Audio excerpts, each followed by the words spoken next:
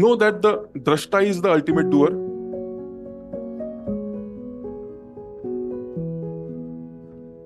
Make the ultimate doer who exists in everybody the only doer. Thank for choosing you as an instrument by saying Shri Krishnarpanamast. Gratitude is the answer.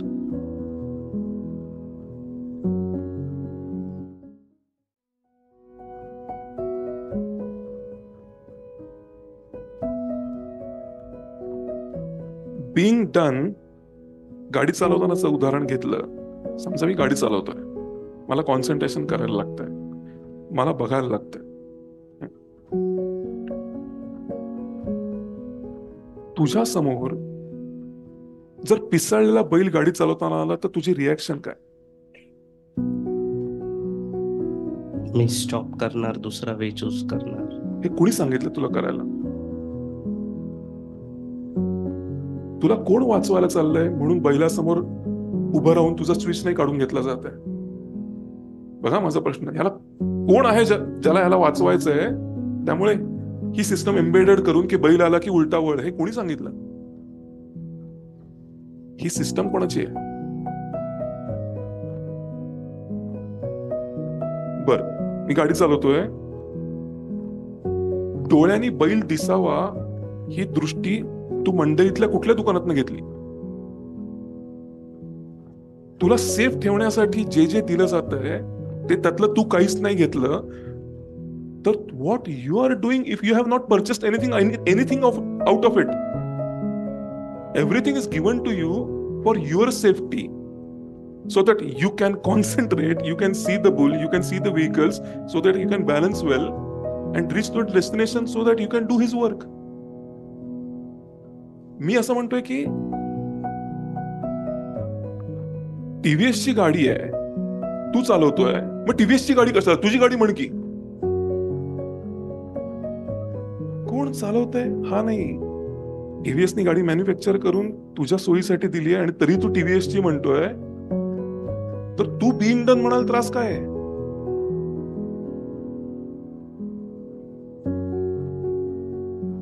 माझा प्रश्न straight आहे. माझा प्रश्न असा आहे की गाडी चालवतोय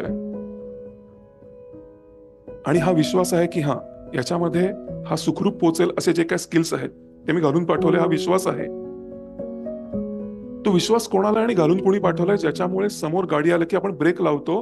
हे सिस्टम, डोळे आणि हात यातली सिस्टम बसवली आहे कोणी? की डोळ्याला गाडी दिसते आणि हात ब्रेक मारतोय. ही तुमच्या सेफ्टीसाठी बसवली आहे आणि ती तुम्ही सॅम्पल टेस्टिंग करून हा तुम्ही आता व्यवस्थित वापराल असं म्हणून जन्माला घातलंय ना. फक्त तुम्ही ती वापरताय, यात वापरण्यामध्ये कसलं आलंय क्रेडिट? मी नदीचं पाणी पितो. कोण पितं? आम्ही.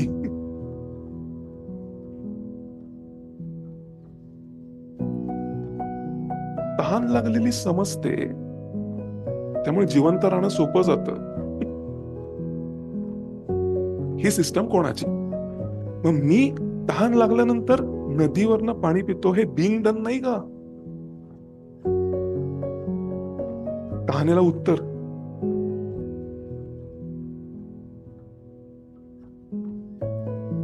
जगामध्ये पचनाचे, झोपेचे इश्यूज तेव्हा सुरू झालेत जेव्हा हे माणसाने हातात घेतलंय. आता मला माहितीये कसं नीट झोपायचं. 5 मिनिटं आधी मेडिटेट करायचं, त्याच्यानंतर व्यायाम करायचा, त्यानंतर डावीकडे कुशी करायची आणि मग डावा डोळा आधी मिटायचा आणि उजवा डोळा नंतर, आणि स्वतःला थोपटायचं. मग स्वतःला थोपटायला लागलं की आपण घाबरून उठतो, कोण आहे रे? आधी झोपेचा इश्यू नव्हता कोणाला. जेव्हा झोप ही पण माणूसच देतो हे नॉलेज नव्हतं.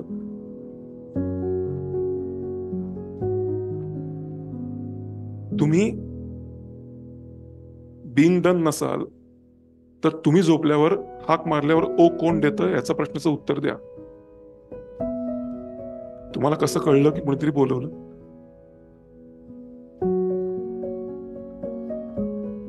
काम करायला पाठवलंय आणि ते काम नीट होईल यासाठी सगळं देऊन पाठवलंय म्हणून बिंग डन.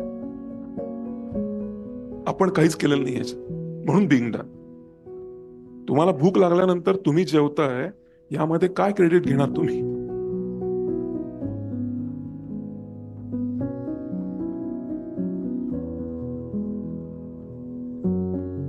भूक लागली आहे, तूच दिलेले हात वापरतोय, तुझ्याच जमिनीतनं आलेलं जेवण खातोय, तूच दिलेला श्वास घेत, तूच दिलेलं पाणी देत, कॉम्बिनेशन करून यात माझं काही नाही म्हणजे being done. I am just performing the way you have made me.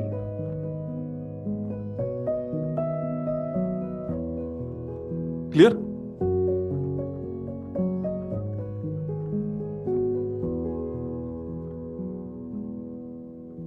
Gurushree, पण हा भाव रोजच्या रोज आणायसाठी काय करायचं? सांगतो.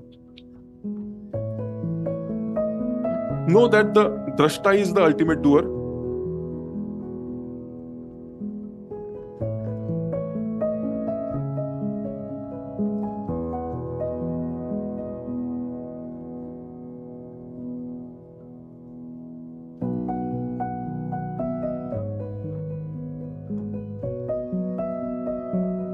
Make the ultimate doer who exists in everybody the only doer.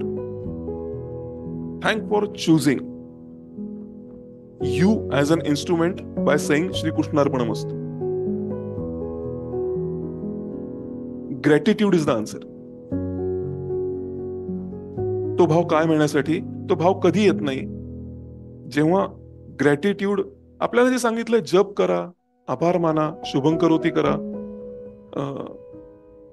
Meditation करा. हे का सांगितलंय? आपण जसे जसे जगतो ना, तसे तसे आपल्या वरती काही लेयर्स येऊन बसतात जे हे सांगतात की तू आहेस आणि कृष्ण वेगळा आहे.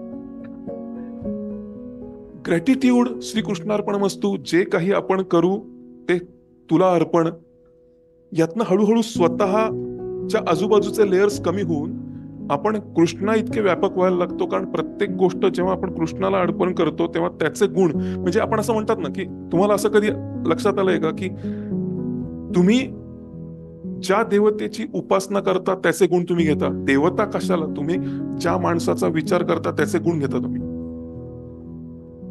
सगळ्यात जास्ती कोणाचा विचार करता तुम्ही? त्याच्यासारखे व्हायला लागतं. मग देवतेचं नामस्मरण का सांगितलंय? एनिवे तुम्ही कोणाचा तरी विचार करणारच आहात ना, मग त्याचा करा ज्याचे गुण हवेत. हे कशाला मुख्यमंत्री झाले याच्यावरती 10 वर्ष चिंतन. तुमचं नाव पण नाही माहिती झालं.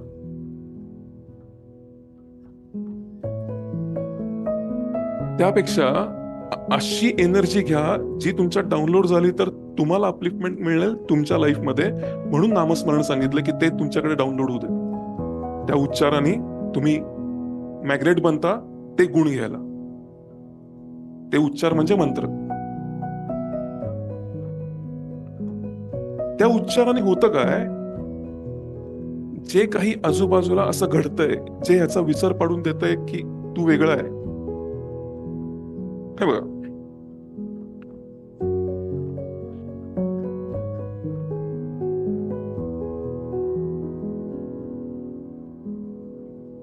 लक्षात घ्या, हे जरा डीप आहे. तुम्हाला जर संपूर्णपणे सेलोटेपनी बांधलं, तुमचा प्रत्येक बॉडी पार्ट सेलोटेपनी जर बांधला, तुम्हाला उभं करून फक्त नाक उघडं ठेवलं, तुम्हाला काय वाटतं? तुम्ही किती वेळ जगाल?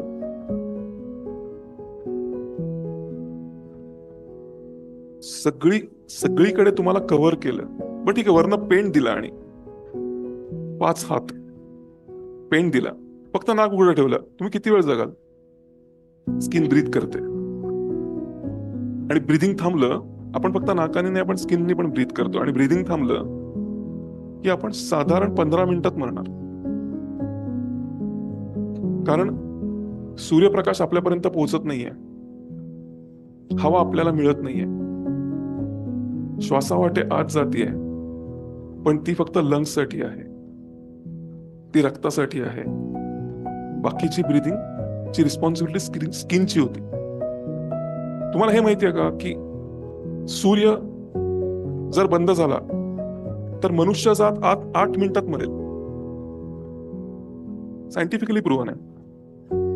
मनुष्य सूर्यावरती आहे. सूर्य एक्झिस्ट करतो, त्याचे प्रकाश किरण त्याच्याकडून निघतात आणि वेगवेगळ्या ठिकाणी स्टोअर केले जातात, झाडांमध्ये, पाल्यांमध्ये किंवा डोंगरांमध्ये, आणि ते नंतर रेडिएट करतात, म्हणून आपण रात्री जगतो. सूर्य 4-5 हजार वर्ष पुरेल एवढा त्याच्यामध्ये गॅस आहे. त्यानंतर मनुष्याचं अस्तित्व 8 मिनिटं. पॉइंट काय आहे, आपल्यानुसार जर आपल्या आतमधलं हृदय बाहेर काढून ठेवलं तर आपण किती वेळ जगू? हा, इमिजिएट मरू. हृदय आपल्या बॉडीमध्ये आहे, ते बाहेर काढलं तर आपण मरू. सूर्य बंद पडला तर 8 मिनिटात मरू. हवा त्वचेला लागली नाही तर 2 तासात मरू. ज्यानी कशाने आपला जीव जाईल ते सगळं आपल्या आतमध्येच आहे.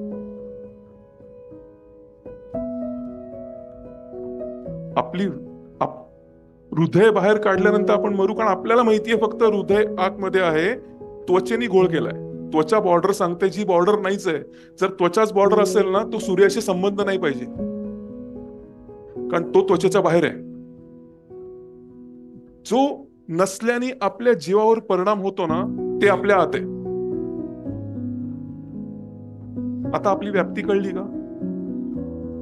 आता कळलं कृष्ण मी तूच आहे, तू मी आहे म्हणजे तत्वमसी म्हणजे काय, अहम ब्रह्मास्मी म्हणजे काय, मी एवढा पसरलोय. कन्फ्युजन कुठे? त्वचेमुळे. त्वचा बॉर्डर सांगते, पण कृष्ण सांगतोय त्वचा सेंटर सांगते की तुझं सेंटर हे आहे, पसरलाय तू एवढा. कंपास असतो ना, तो असं ठेवतो आणि वर्तुळ काढतो ना, आपण ते सर्कल काढतो. ही आहे बॉडी, हे आहे तुम्ही सगळे.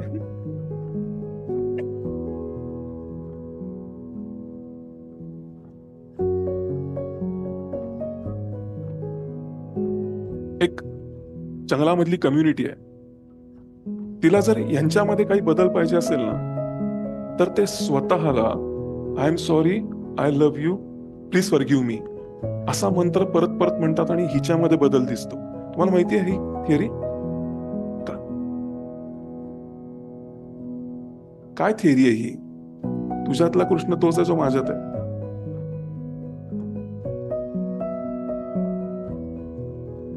मी माझी माफी मागून, माझ्यावर प्रेम करून हिच्यामध्ये बदल येतो. याचा अर्थ काय?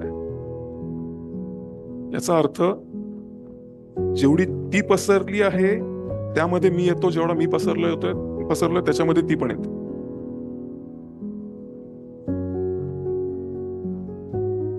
जर हे खरं आहे आणि आपण बघतो की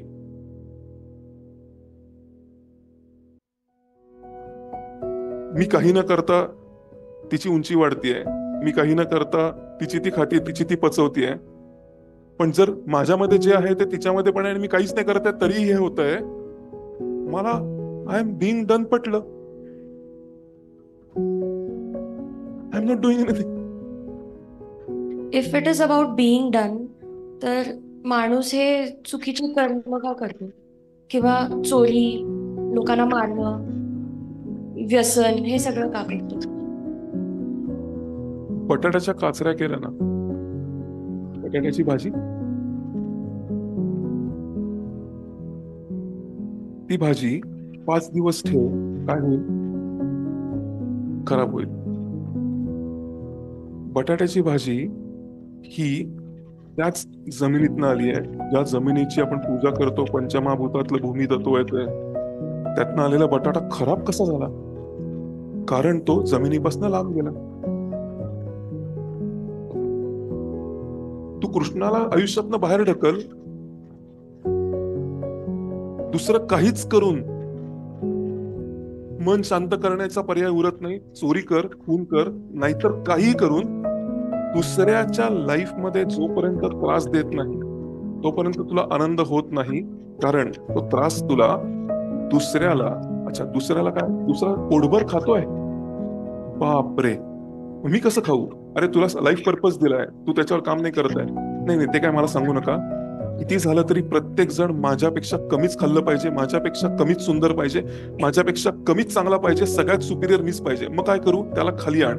खाली कसं आणू, अच्छा तो काही केलं खाली येत नाहीये का, मग तो राहायलाच नाही पाहिजे. कृष्णाचा अब्सेन्स आहे खून मारामाऱ्या, कृष्णामुळे नाहीये.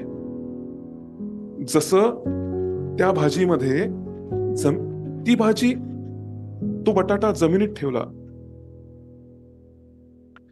तो बटाटा तोडला, फ्रीजमध्ये ठेवला, 1 महिन्याने कुजेल. पण कुजला का, कृष्णापासून लांब गेला. म्हणजे इमॅजिन करा, अंधार अंधार नाहीये, सूर्याचा अब्सेन्स आहे.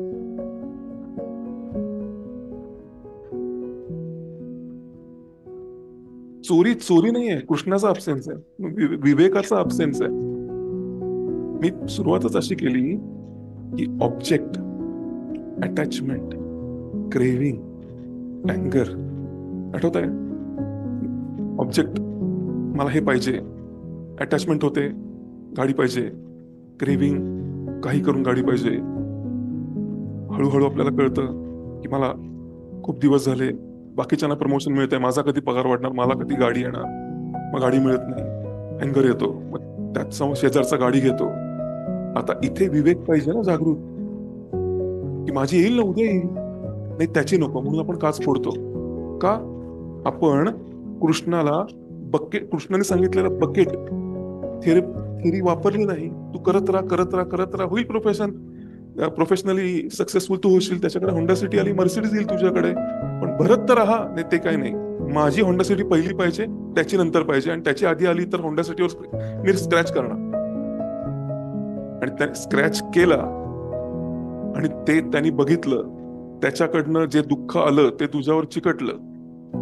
आता प्रोसेस सुरू झाली की आता तुला दुःख देणं. मग मर्सिडीज न येऊन तुला दुःख होणार आहे का, मग न येऊनच दुःख होतं, कारण तू त्याची दुसऱ्या कृष्णाची गाडी खराब केली. मी म्हणतो ना, तू कशी पुढे जाणार हा विचार कर, दुसऱ्याला मागं कसं पाडू हा नको विचार करू. तू पुढे जाणं तुझ्या आतल्या कृष्णाला पुढे घालवण्यासारखं आहे, दुसऱ्या कृष्णाला मागं पाड. इकडे कमलेश, तुम्हाला पुढे ढकल, मागं ओढ. कमलेश मला पुढे ढकलताना तो पुढे आला बघा, आणि मला मागं ओढताना तो कुठे गेला. कृष्ण हेच सांगतो.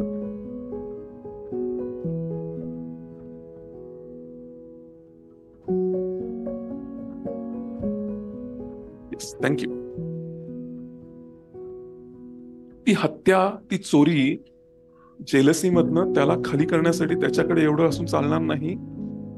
मी लाईफ पर्पज वरती जाणार नाही, पण मला माझं पोट भरून पाहिजे. मग ज्या रूल्स वरती तू चालायला पाहिजे, त्या लॉज वरती तू चालत नाहीये, मग दुसरा पर्याय काय, अधर्म. स्वधर्म नाही आणि जगायचंय, मग अधर्म. कृष्णाचं म्हणणंच हे आहे की मी ज्यांना मारायला सांगतोय ना तुला, त्यांच्या अधर्माच्या त्या पीकला आहेत, त्यामुळे फक्त मृत्यू हाच त्यांना अजून एक चान्स देऊ शकतो की नवीन जन्म घ्या विथ नवीन संस्कार, आणि मग माझ्या जवळ येण्यासाठी तुम्ही विचार करू शकता. या जीवनामध्ये अधर्माचे लेयर्स एवढे माझे इतके लांब गेलेत की आता घरी नाही येऊ शकत. तुम्ही स्वधर्मावर तुम्ही जर लवकर उठायची प्रॅक्टिस केली नाही ना, तर तुम्हाला उशिरा उठायची प्रॅक्टिस करायला लागते असं नाहीये, ती आपोआप होते. तुम्ही स्वधर्मावर चालला नाही ना की अधर्मावर आपोआप चालता. मी जरा 2 ते 4 स्वधर्म ट्राय करायचं म्हणतोय आणि 4 ते 6 अधर्म, असं नसतं करतायत.